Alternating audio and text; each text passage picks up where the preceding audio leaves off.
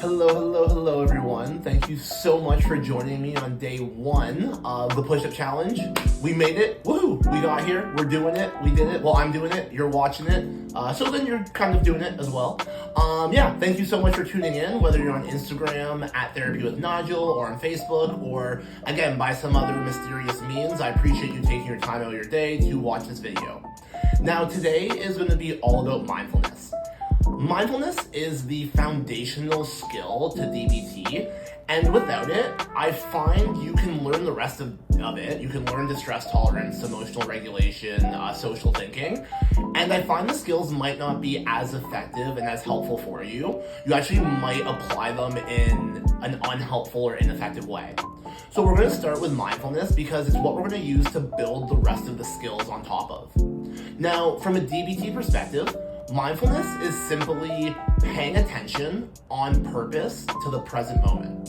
And when I talk about the present moment, I talk about the here and now. So where you are and when you are. And you're going to be paying attention both externally, what's happening around you, and internally, what's happening inside of you. What your thoughts, what your feelings are, any physical urges or sensations. So when it comes to being mindful, you're going to be paying attention to the present moment on purpose and trying to take your time so you can really notice what you're experiencing and what you're doing.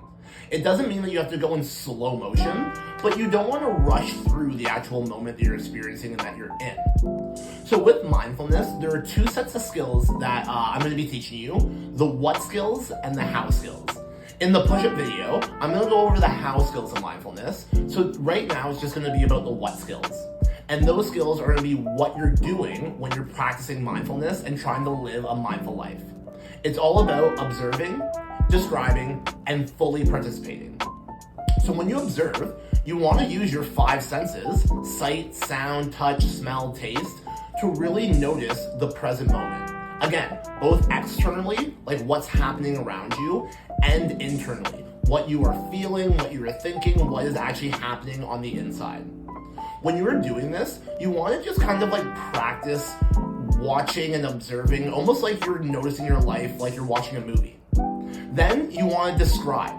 You want to try and be an impartial narrator and describe what you're observing, both externally and internally.